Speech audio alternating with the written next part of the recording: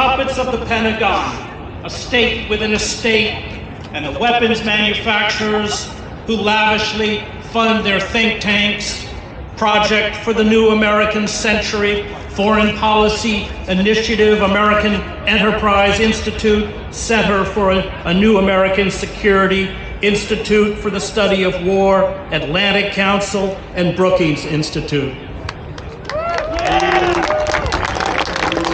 Like some mutant strain of an antibiotic-resistant bacteria, they cannot be vanquished. It does not matter how wrong they are, how absurd their theories of global dominance, or how many times they lie or denigrate other cultures and societies as uncivilized, or how many they condemn to death. They are immovable props, parasites, vomited up in the dying days of empire, ready to sell us the next virtuous war against whoever they have decided is the new Hitler. The map changes, but the game is the same. Pity our prophets, those who wander the desolate landscape crying out in the darkness. Pity Julian Assange, undergoing a slow-motion execution in a high-security prison in London. He committed the empire's fatal sin. He exposed its crimes, its machinery of death, its moral depravity. A society that prohibits the capacity to speak in truth extinguishes the capacity to live in justice.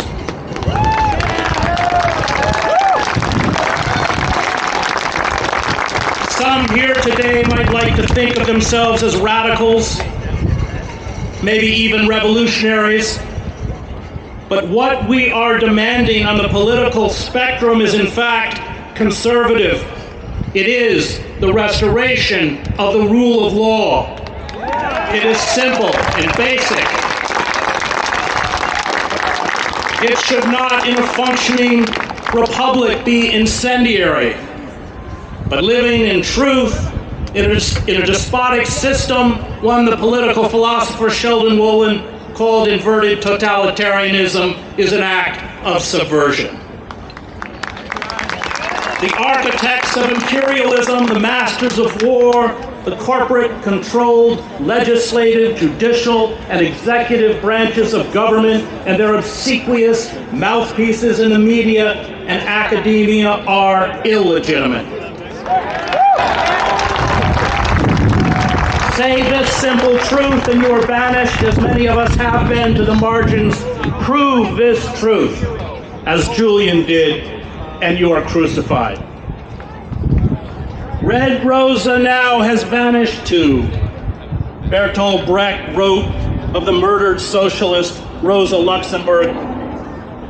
She told the poor what life is about, and so the rich have rubbed her out.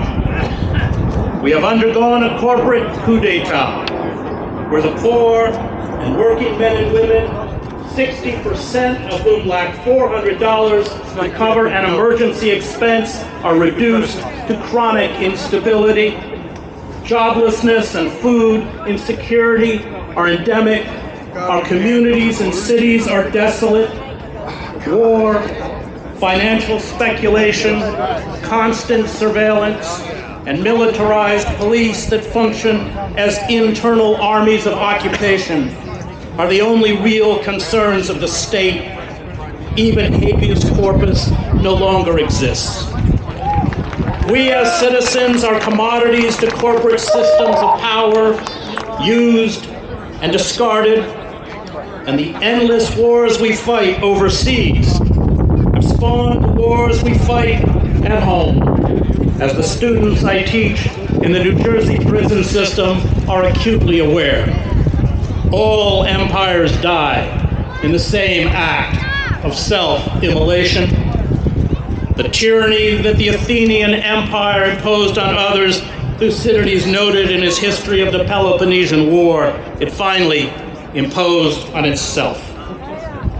To fight back, to reach out and help the weak, the oppressed, and the suffering, to save the planet from ecocide, to decry the domestic and international crimes of the ruling class, to demand justice, to live in truth.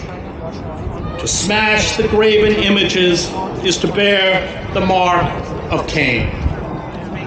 Those in power must feel our wrath, which means acts of sustained, nonviolent, civil disobedience, social and political disruption. Organized power from below is the only power that can save us. Politics is a game of fear, and it is our duty to make those in power very, very afraid. The ruling oligarchy has locked us in its death grip. It cannot be reformed. It obscures and falsifies the truth. It is on a maniacal quest to increase this obscene wealth and unchecked power. It forces us to kneel before its false gods. And so, to quote the Queen of Hearts, metaphorically of course, I say, off with their heads.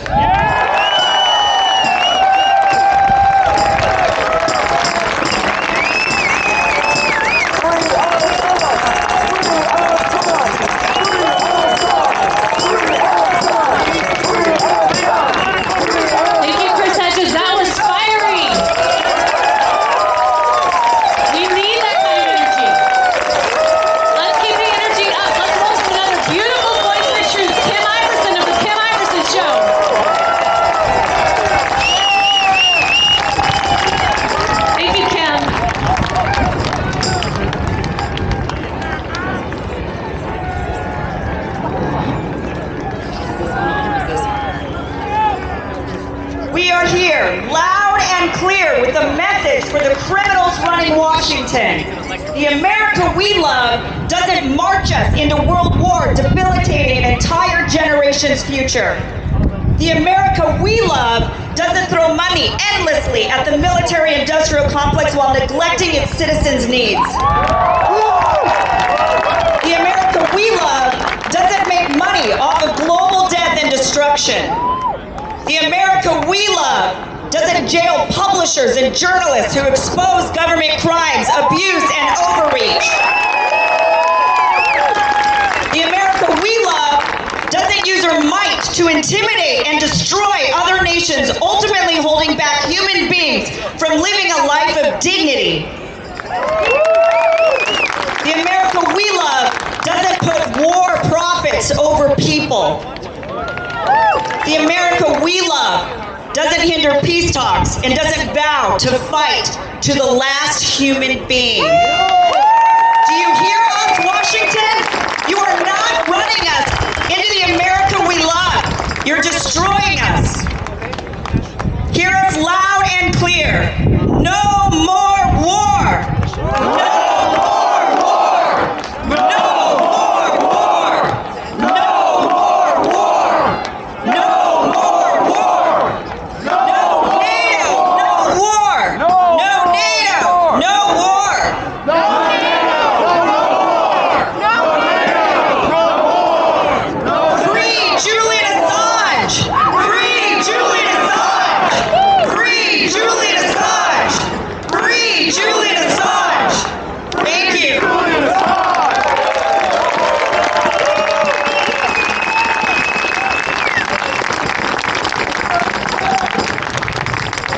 Thank you, Kim.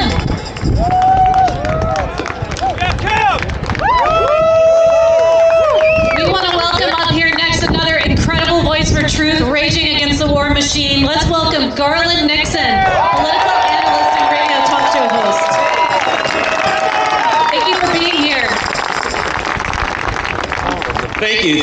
Now that we've got all the smart people out of the way, it's my turn. Hello to Ray Epps. I think I see him right over there. Great. Nice to see you. I want to start by saying this. You know, I've been interviewed a bunch of times today, and I kept getting asked the same question: why are you here? What are you doing here? Why? What's the reason? My reason is this. I think it's time to tell these pipeline blowing up, mylar balloon shooting down bastards that we've had enough. I don't think it's complicated. You know, I think it's time to say, look, you have every reason in the world for us to fight amongst ourselves so we can't see what you're doing. A perfect example, I'm a lefty. No doubt, no shame in my game, I'm way over there to the left. But, when I grew up, my dad was a longshoreman. He put on a hard hat and he went out in the cold. Then on the weekends, he was a mechanic. He'd lay under cars and work under cars and do things like that. Then I started a job. I became a police officer. And I was a police officer for many years. But I'm a lefty and I'm way over there, and you're not supposed to like me. I'm not supposed to be a person that you can agree with and work with. Why? Because I'm a lefty and there are some areas that we disagree. But I will guarantee you that there are people here who hear my story and say, my dad worked under a car. My dad wore a hard hat. Maybe we didn't have much, maybe we did. My dad had beagles. You know why? Because he was a rabbit hunter. And he went out and he hunted rabbits. He was in a union. He was a lefty. The Longshoreman Union is the left of left union. But there are a lot of people sitting here who hear the story and say, you know, I'm told we're not supposed to have anything in common and we're not supposed to work together. But that life kind of sounds like my life because it's an American life.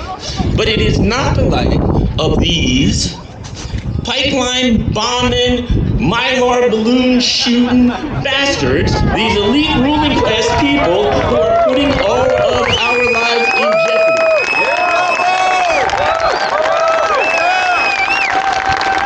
We are the ones who have more in common with each other than we do with them. And we're waking up. And the mainstream media didn't cover this. This is what? Alternative media. People are migrating to alternative media because they've had enough. They're tired of being lied to constantly. They're tired of being looked down upon by these elitists. So I'm here today to send a message to everyone. Look, there's people on the left, there's people on the right, there's going to be people that you disagree with. But if you sit down and talk to most Americans, you'll find your life is not much different than theirs. And the way you see the world is not a whole lot different than theirs. And when that happens, and it's happening now, we can come together and we can take a government that is completely decoupled from the constituents, that does not represent us in any way, and we can force them, once again, if they ever did, but we can force them to do the things that we want them to do, to work for us, and we can stop this war machine, and that's what we're going to do. This is the beginning of it. It's going to happen. Thanks, everybody. Free Julian Assange!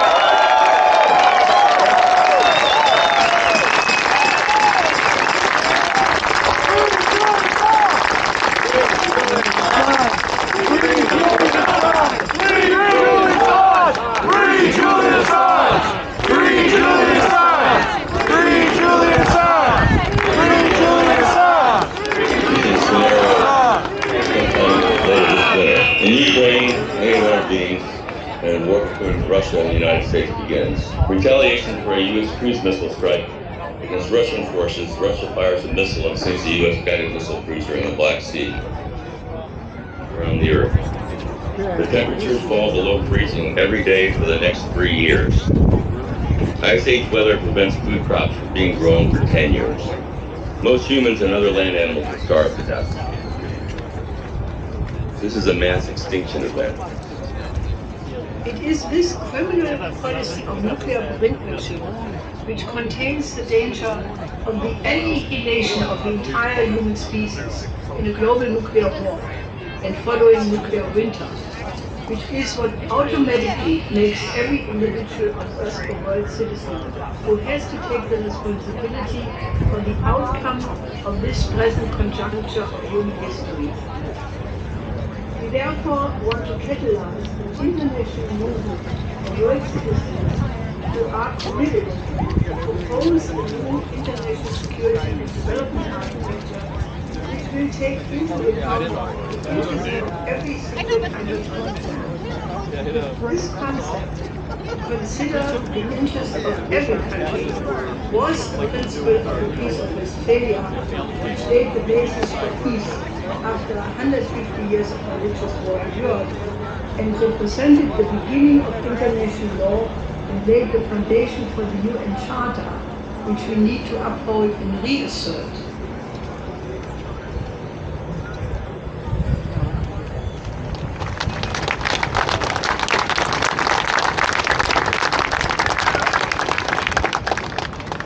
All right, let's welcome our next speaker. We have got a 13-year veteran of the global war on terror with us today. Yikes. And do we have any other veterans in the audience? You guys are a greatly underutilized demographic. We should be having veterans front and center and speaking out against these horrendous wars. So let's welcome Dan McKnight to the stage, a veteran of the global war on terror and chairman of Bring Our Troops Home. Thanks for being here, Dan. Thank you so much, Angela. My name is Dan McKnight. I'm the chairman of a veterans organization called Bring Our Troops Home. And we advocate for Congress to reclaim their authority and never let a single president, man, woman, Republican, or Democrat ever take our country into war again. Congress must be the only body, the representatives of the people, to properly debate and declare war. If war is necessary, let the representatives of the people do it. You know, I hate coming to Washington, D.C. I hate it. It's where our once humble government, limited government republic came to die. It didn't die because the people voted for it to die, or because the age-old ideas are now valueless. It was murdered. It was murdered by a concept that Americans don't understand. It was murdered by an establishment that only serves their own self-interests. I ask you, when was the last time something good and decent came out of Washington, D.C.? This is where it was decided, based on lies, to take our country into war in Iraq, and in Afghanistan, and Syria, and Yemen, and Kosovo, and Korea, and Vietnam, and if we don't do something soon, in Ukraine. This is where it was decided that the Fourth Amendment just simply didn't matter, and our government could spy on us without a warrant. This is where it was decided to imprison and torture journalists like Julian Assange and pressure media platforms to ban anyone who dissents with the war party's narrative. It's my contention that only problems start in Washington, D.C. There are no solutions in this town. So why are we here? Why are we here? We're here because they don't listen. We're here to let our voices be heard. I was honored to be invited to speak at this event, and I'm astonished by the amount of logistics, the people that are here, and all the support, the lineup of speakers, and I'm blessed to share the stage with each and every one of them. Every person here is passionate about ending our endless and undeclared wars. But today, I want to present you with parallel action.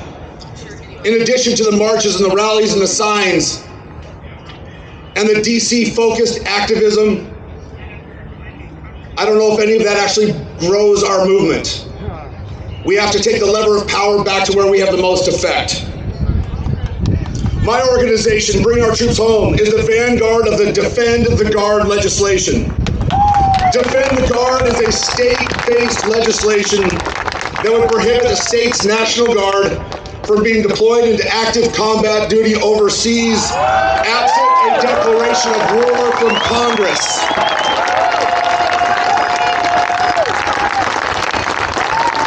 By the way, that declaration of war from Congress is required under the Constitution in Article 1, Section 8.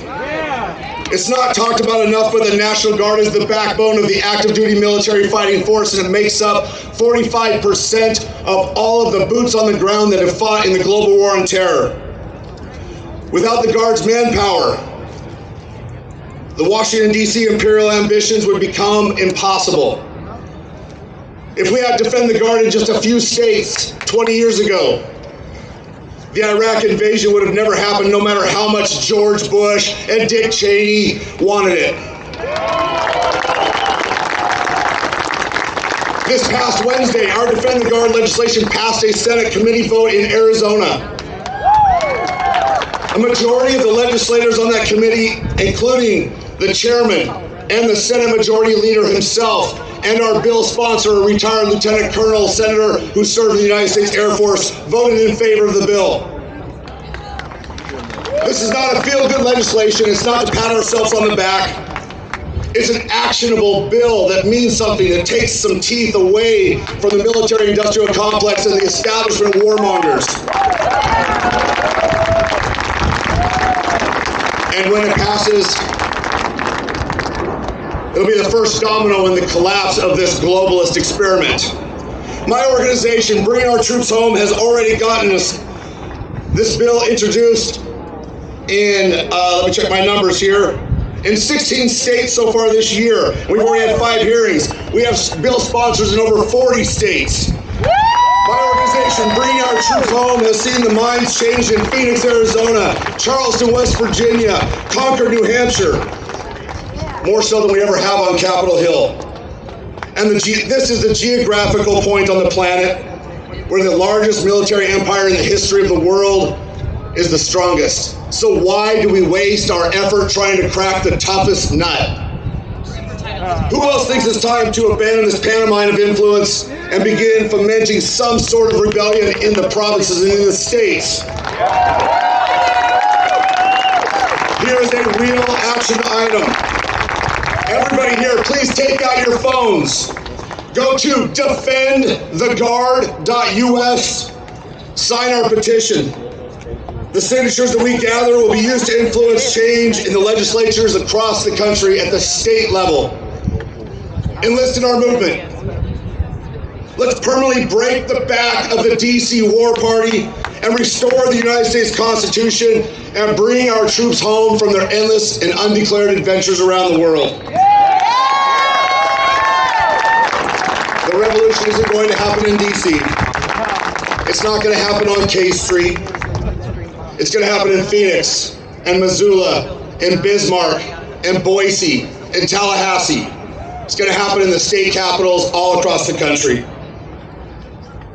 I hope that you will join us and effect change in a much more hospitable soil than what we see right here in the swamp of Washington, D.C. Thank you very much.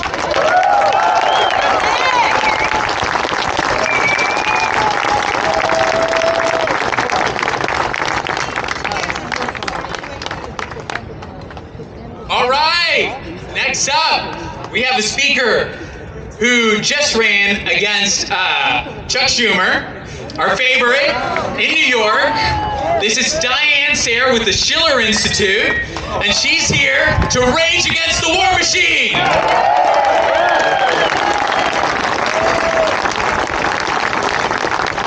Good afternoon.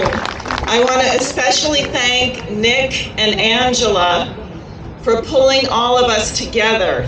And I am pleased that we have smoked out hundreds of FBI agents and thousands of NAFO trolls just by sticking together to oppose our nation from plunging us into the abyss of thermonuclear war. We are here because there seems to be no bottom, no boundary to the depravity of our own government. They would never do that. Has been violated repeatedly to the point that we can be almost certain that if we, the people, don't step in, we are headed over the cliff to nuclear annihilation. We are here Because we've been living a lie. You all right, mister? As poor Lady Macbeth discovered, once you commit one crime, tell one lie, it multiplies until you reach your end. Unless you choose not to be tragic. We are here because we choose not to be tragic. Oh, God. For us, we don't work for them.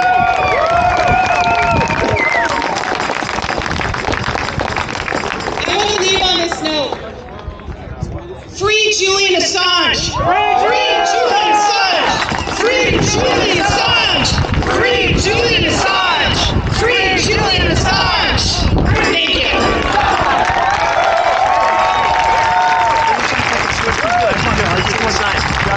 Oh, I'm stupid. I thought that was a sign. Thank you, Tara! I'm such a jerk. All right, next up, we got a very special guy. This is Jackson Hinkle of the Dive, and he's here to tell you why we need to stop this war. Jackson Hinkle! Washington, D.C., how we doing? Look at all of you. You're beautiful. You're beautiful. We got leftists, we got communists, right-wingers, conservatives, paleo-conservatives, libertarians, Green People Party. We got everyone here today, and you look great. So listen, I know there's a little controversy about me speaking, but the truth is that we are here today because we oppose war and we want peace. It's as simple as that. Okay? And when my ancestors came over to America on the Mayflower and they fought in the American Revolution, they didn't want war either. They wanted peace. When my grandfathers fought against Nazis in World War II and put their lives on the line, they did not want war. They wanted peace. And that's why we are here today. Yeah!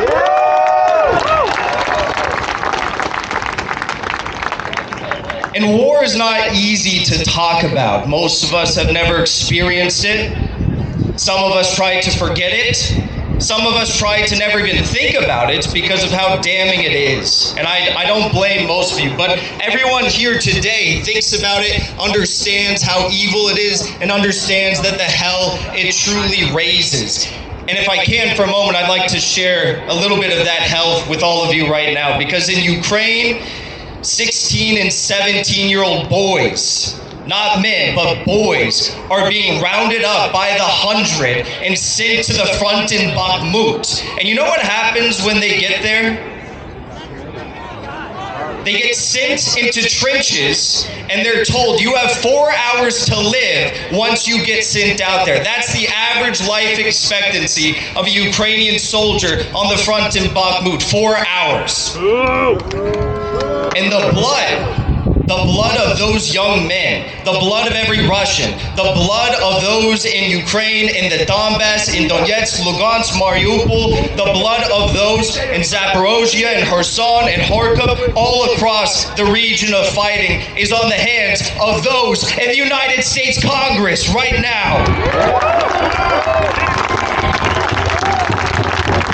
The suits that they wear are drenched in their blood. The food that they eat is a blood stew. The halls of Congress that they go vote in to send $10 billion more to Ukraine, the roofs are dripping with the blood of those Ukrainian soldiers. And if you listen closely, you can hear it right now.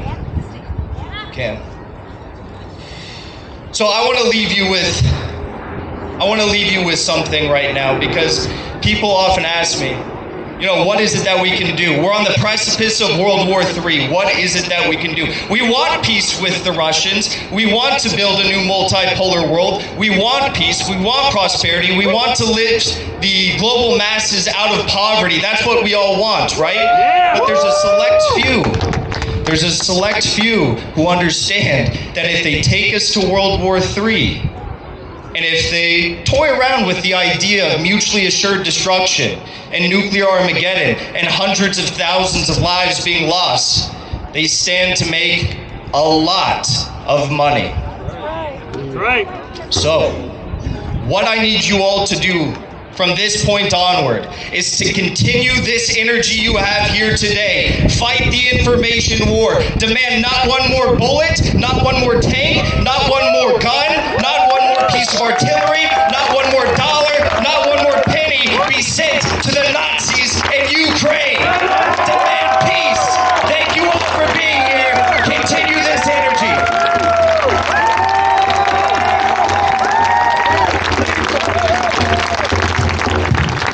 Congress taking quick action, approving a $13 billion deal to help Ukraine. School districts across our area tell us they're seeing significant increases in children that are homeless. I'm announcing another $800 million to further augment Ukraine. A revealing look at homelessness among the middle class. The U.S. have announced new military assistance for Ukraine. They promised an extra $713 million. We experienced as a county a 22% increase in homelessness. The Senate overwhelmingly passing a new $40 billion Ukraine aid bill. We are learning the homeless problem we are seeing in Knoxville is growing at an alarming rate. The U.S. is sending an additional $700 million in military aid. We're in dire straits. We don't know where we're going to go. We have no savings. The U.S. is sending an additional $1 billion in weapons and aid to Ukraine. The CEO of the Coalition for the Homeless of Central Florida tells me this is a scary trend. Pentagon announcing today it's sending a new $450 million military package to Ukraine. Tonight we are going in depth on the issue of homelessness, of course, a growing problem here in Colorado. The U.S. is sending an additional $400 million in military aid. Rising housing costs and inflation are leading to more people living on the street. The United States is sending another $1 billion in military aid. 69,000. That's how many people are homeless across LA County. A new aid package is going to be announced tomorrow, including an additional $3 billion to train and equip Ukrainian forces. Sacramento's homeless population had a jump of 67%. The White House now asking Congress for more than $13 billion in additional military aid. More than 2,500 students within the district don't have a place to call home.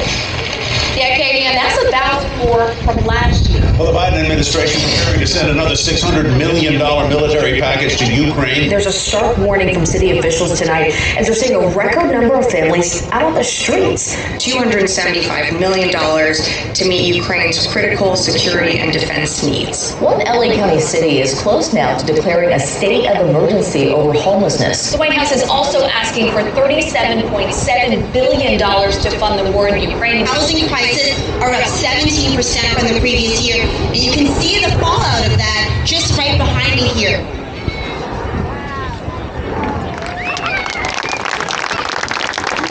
The Biden administration is terrible. Republicans and Democrats have absolutely failed us, especially when it comes to this war.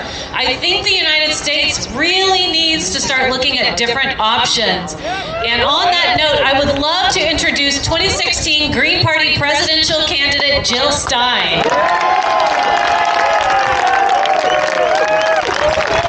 Thank you so much for being here. Third party in spirit.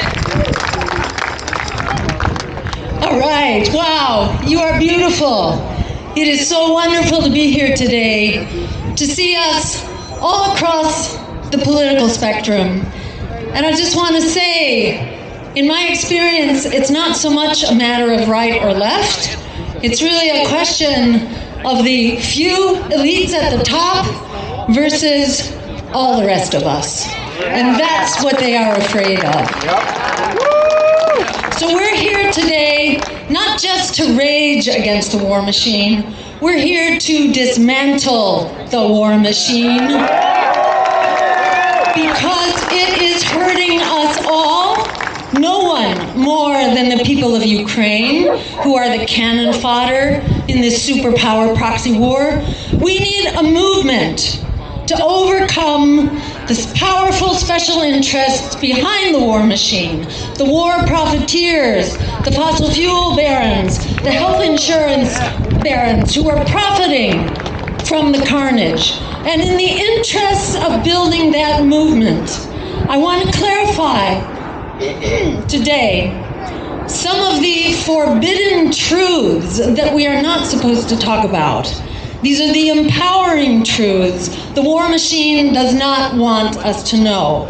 This is especially for the benefit of the people who are just waking up to realize that we are all in the crosshairs of this crisis. Martin Luther King spoke the first forbidden truth nearly 60 years ago, that the U.S. war machine is the greatest purveyor of violence in the world today. And it is much bigger now, and it's impoverishing and endangering us all. It squanders 2/3 of our discretionary budget. It puts at grave risk virtually every dimension of our security, nuclear, economic, food, climate, energy, everything. Left to its own devices, the war machine, with its proxy NATO, will destroy life on the planet. It is in the process of doing that right now. The dimensions of the war machine, you may know, are quite totally off the charts. The U.S. has some 800 foreign bases, while Russia has about 30. Our so-called war on terror continues in a mind-boggling 85 countries. Do we hear about that? Not one bit. Our wars are going on in 85 countries. Our $840 billion, and that, by the way, is from the Cost of War project at the Boston University, not exactly a hotbed of radicalism. These are the basic truths that we are not supposed to know. Our $840 billion military budget is equivalent to the next 9 military budgets combined, and the $100 billion we are spending to support war in Ukraine, that alone is greater than the entire annual Russian military budget. We've conducted over 250 military interventions in the past 20 years alone and killed a staggering 6 million people in just a portion of the so-called U.S. war on terror. This murderous military spending consumes resources desperately needed here at home by 70,000 people who die each year for lack of health insurance, for 500,000 homeless people on any given night out on the street, for 33 million mired in student debt, 100 million in medical debt, 22 million impoverished children, and on and on. U.S. imperial aims are clearly stated in our official military policy known as full spectrum dominance, an all-purpose declaration of war for all time against all economic and military competitors, friend or foe, which leads to the second forbidden truth, namely that the U.S. empire has been provoking war with Russia for decades. However murderous and illegal the Russian invasion is, and all wars are murderous and almost all wars are illegal, that Russian invasion was a provoked response to an even bigger, more murderous, illegal game plan of the U.S. empire, in which defeating Russia is just one small part. So yes, Russia illegally invaded Ukraine, but did so with a gun to its head, or in this case, nuclear-compatible missiles to its head. When the roles were reversed and Russian nukes were at our doorstep in the Cuban Missile Crisis, our response was what? It was to begin immediately launching nuclear war. That puts Russia's invasion in perspective and makes it rather moderate by comparison. Khrushchev and Kennedy had the good sense to back off and negotiate. We need to follow their example now.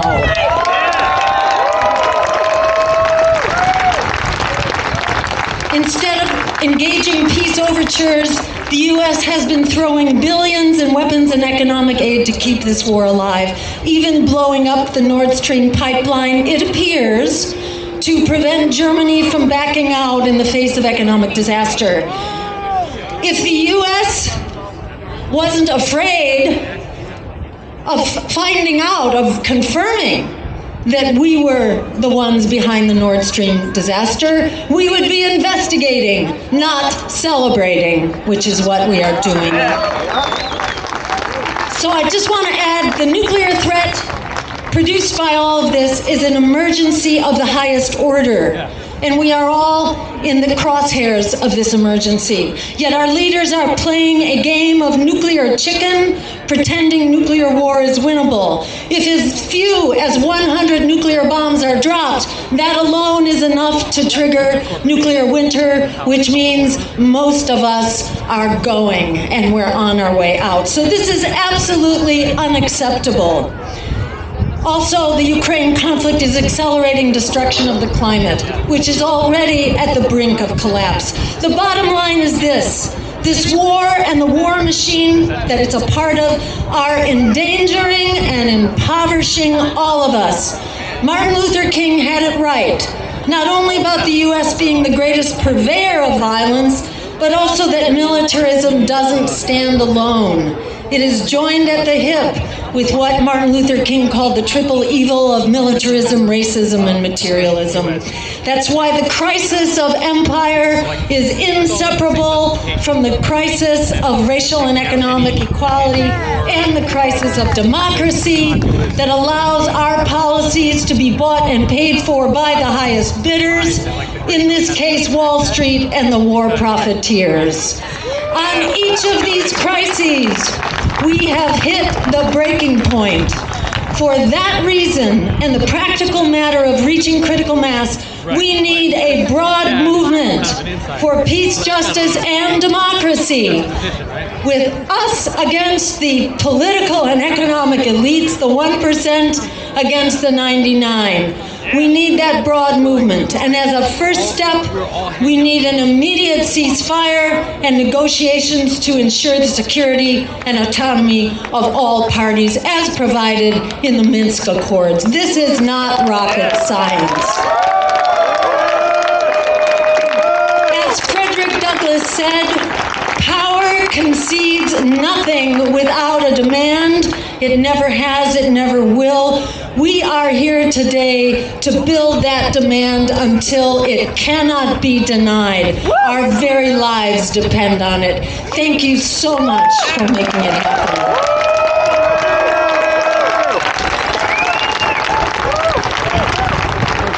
Thank you, Jill. How's everyone doing?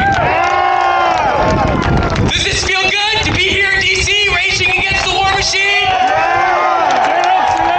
We got a lot more great people you're going to hear from. Next is Gerald Celente. He is the publisher of the Trends Journal and the founder of Occupy Peace. Gerald Celente. Gerald Celente.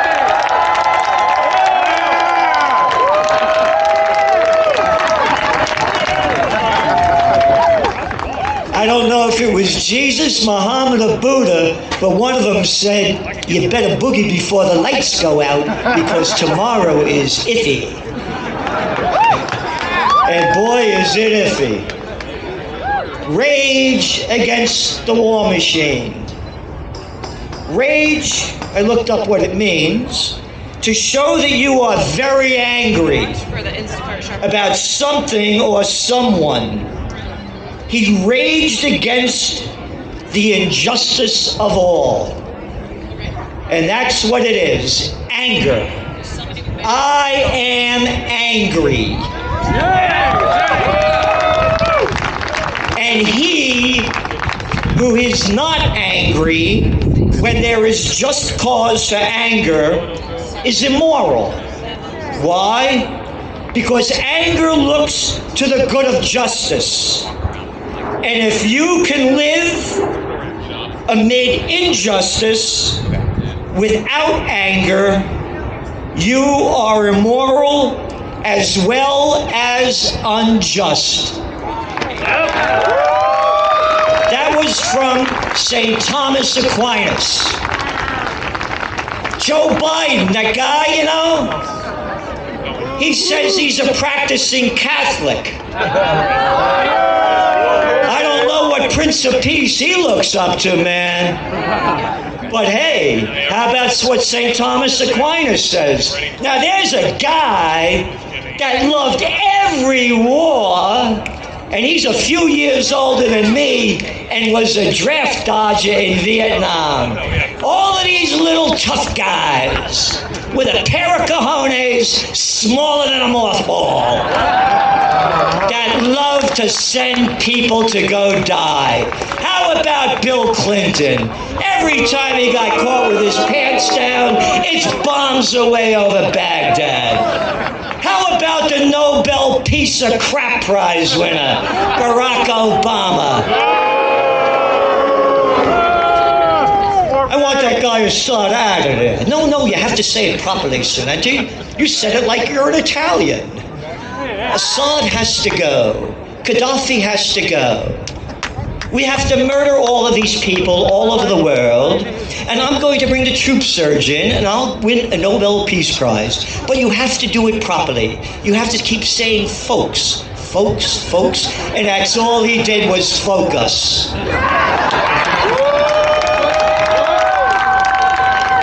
I am angry at the mainstream media prostitutes. These little media whores that get paid to put out by their corporate pimps and their government whoremasters. All they do is keep selling war, hate, fear, and hysteria.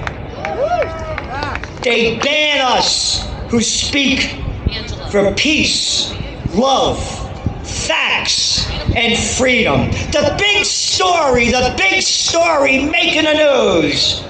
Vice President Kamala Harris announced that the United States formally determined that Russia committed crimes against humanity. Hey, Harris, did you like the Iraq War? How many people did Miss Stein say America's killed? How about those crimes against humanity? And where's the Cartoon News Network, CNN? Oh, showing everything the crap spewing out of Kamala's mouth, but never showed every day of Americans slaughtering people all over Iraq. They never showed the Americans' 20-year war in Afghanistan, slaughtering people every day. But every day they have the Ukraine war.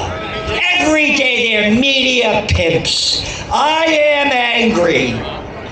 Yep, because anger looks toward the good of justice, and the Congressional Crime Syndicate running and ruining America by their constant warmongering deeds is immoral. They call where we are Washington. Guess what? Washington must be turning in his grave. That's right! To see the little freaks that they call Congress, that they call Washington. This is President Washington, a guy that crossed the Delaware, that really fought, not like you little guys playing president, not like you little boys and girls playing Congress. Can you imagine Mitch McConnell fighting? Little Lindsey Graham fighting? Little Adam Schiff fighting? George Washington warns us, his farewell address, no foreign entanglements. Quote, it is our true policy to steer clear of permanent alliances with any portion of the foreign world. The nation which indulges towards another's habitual hatred or habitual fondness is in some degree a slave. Ladies and gentlemen, welcome to Slavelandia. Because that's what they've done to us. The plantation workers of Slavelandia. Jill Stein and others gave all the facts about how the war machine is robbing us of our money. And look at the lives of what's happening in this country. I launched Occupy Peace nearly a decade ago. And I've had a number of peace rallies.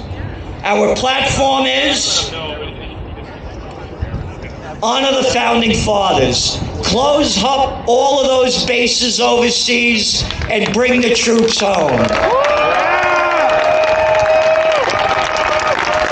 Secure the homeland with our troops. Give them skills, put them to work rebuilding our third world rotted infrastructure. And then finally, you want to go to war? Let the people vote. Let the people vote. Let the people vote. Let the people vote. Let the people vote. Let the people vote. Not these little clowns, these little gutless boys and girls that love to get us killed as they keep taking money in their pockets from the defense industry. Morons and imbeciles call it campaign contributions. Adults call it bribes and payoffs. Thank you all for being here. Thank you for what you're doing. United we stand, dividing we die. And thank you all for putting this on. Thank you.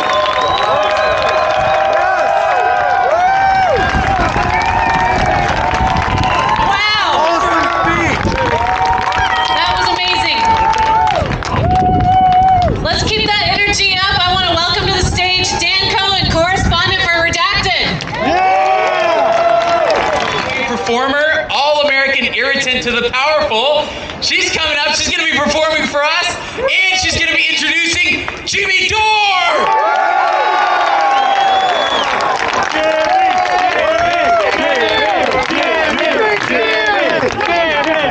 Come on, all of you big strong men. Uncle Sam needs your help again. He got himself in a terrible jam years ago in Afghanistan. So put down your books and pick up a gun. We're gonna have a whole lot of fun. And it's 1, 2, 3. What are we fighting for? Don't ask me, I don't give a damn. Next stop is in Iran. And it's 5, 6, 7. Open up the pearly gates. Well, there ain't no time to wonder why. Whoopee, we're all gonna die.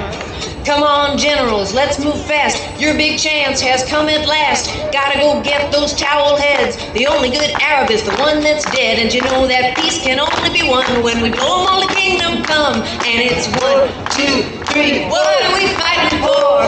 Don't ask me, I don't give a damn. Next stop is in Iran. And it's 5, 6, 7. Open up the pearly gates. Well, there ain't no time to wonder why. Whoopee, we're all gonna die. Come on, Wall Street, get off your ass. You know war can be a gas. Lots of good money to be made. Supplying the army with tools of trade. Just make sure when you drop the bomb, you bomb Iran. And it's 1, 2, 3. What are we fighting for? Don't ask me, I don't give a damn. Next stop is in Iran. And it's 5, 6, 7. Open up the pearly gates. Well, there ain't no time to wonder why. Whoopee, we're all gonna die. Come on, mothers, let's go attack. Pack your kids off to Iraq. Come on, fathers, don't hesitate. Send your sons off before it's too late. Be the first one on your block to have your boy come home in a box. And it's 1, 2, 3. What are we fighting for? Don't ask me, I don't give a damn. The next stop is in Iran. And it's 5, 6, 7. Open up the pearly gates. Well, there ain't no time to wonder why. Whoopee, we're all gonna die. Woo! Ladies and gentlemen, please welcome your friend and mine, for now, Jimmy Dore.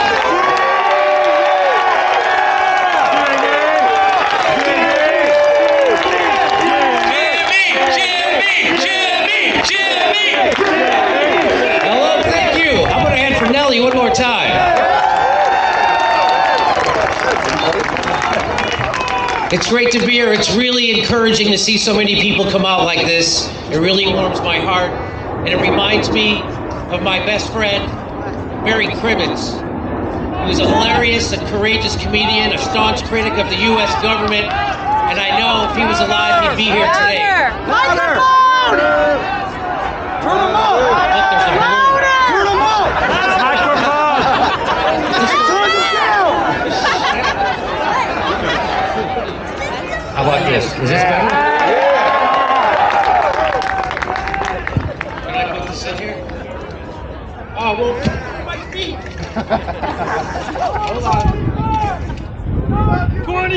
All right, so I'll hold this. So I've been thinking of my friend Barry Crimmins. He was a hilarious and courageous comedian. He was a staunch critic of the U.S. government, who I know if he was alive would want to be here today. And people would always ask him, hey, if you don't like America, why don't you move to another country?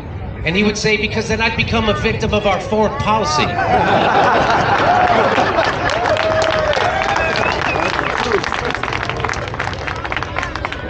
It's not what people can't hear in bed. Why is this? It's too low. It was just really loud. They're scared. They got low. Can we make it louder? No. Saboteur in there, right? Can we make it louder? Where's the guy? Is it over here? Can you make it louder? Can you make it louder?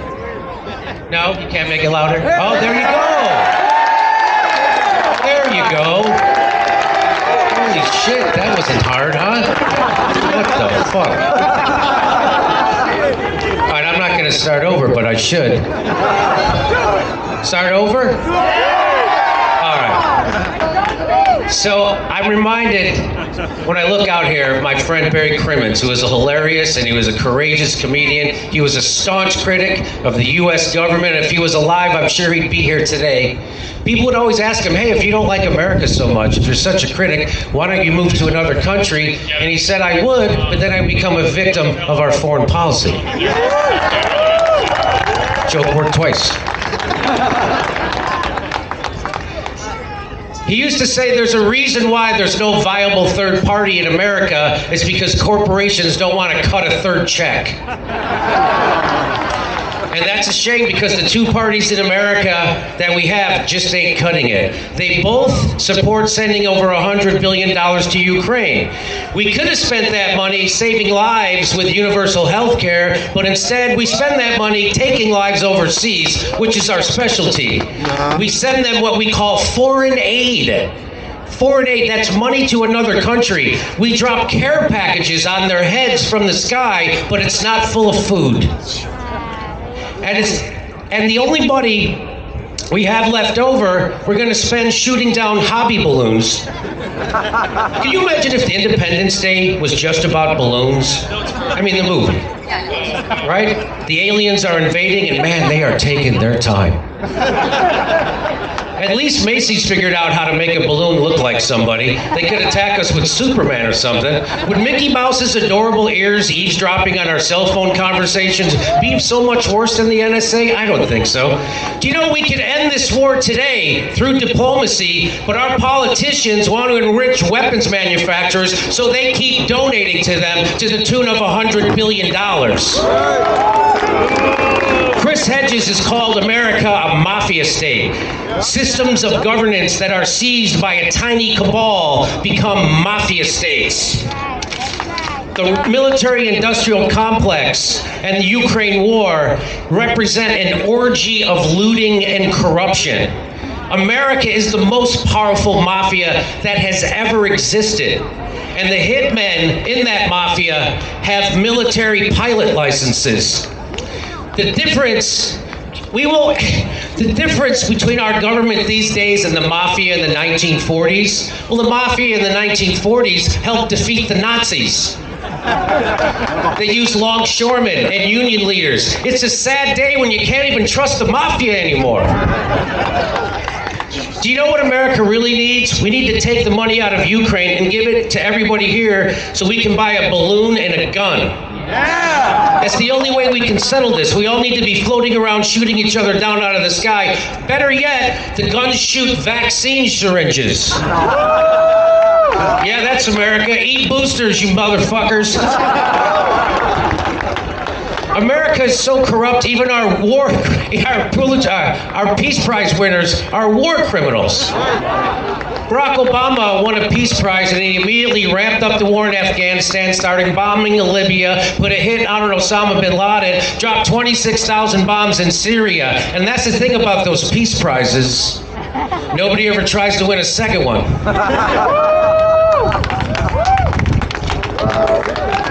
I have a list of things we could have bought with that $100 billion instead of sending it to Ukraine for killing people. Instead of sending money to Ukraine, we could get President Biden a dog that knows where to lead him when a press conference is over.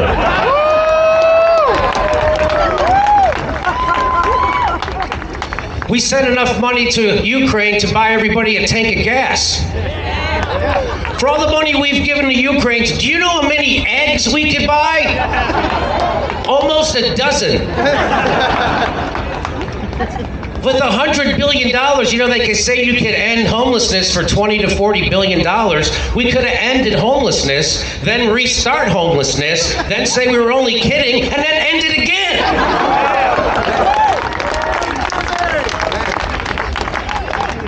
We can't end homelessness in America. We can't even fix the bridges that the homeless people live under. That's how corrupt we are. Every American for $100 billion could have had a home. But it's way more important that we make sure nobody in Ukraine has a home, because now it's going to be turned into a crater. We could give every homeless person in America $160,000. Or, if we want to help Americans but still show our support for Ukraine, we could buy every homeless person in the United States 7,000 Ukraine flag fleece blankets. We could have used that $100 billion. $100 billion would have provided universal health care to all the people in Algeria, Botswana, Morocco, Rwanda, the Philippines, Sri Lanka, Thailand, Romania, Croatia, Mexico, and Peru. Oh, wait. Those countries already have universal health care. My bad. For the $100 billion, we could buy 2 FTX collapses. For $100 billion, we could buy every person on Earth a blue check mark on Twitter. Because shouldn't we all have an equal opportunity to be insufferable assholes? For $100 billion, we could get Chick-fil-A to stay open on Sundays and perform gay weddings. For $100 billion, we could buy an entire separate Russian invasion of Ukraine and have enough left over to pay Hunter Biden's monthly salary for the rest of his life. For $100 billion, we could break the Bank of England 3 times. We could buy every man, woman, and child in America an opportunity to pick something really nice from the Goop catalog. I know I didn't get that joke either. For $100 billion, we could have the entire cast of Shark Tank dropped into an actual Shark Tank. We could pay for 90 Alex Jones lawsuits. We could buy a shit ton of balloons to spy on China and still have enough money left over for complete regulatory capture. Isn't that special? We could have gotten like 5 experimental drugs approved. For $100 billion, we can remake the Marvel Avengers movie with the entire original cast, but as a porno.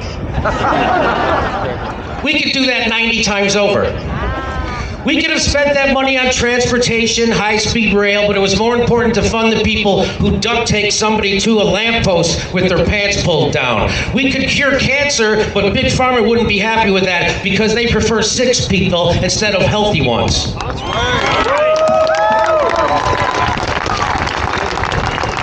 With the money we sent to Ukraine, we can hire an entirely separate new police force to protect us from the current police force.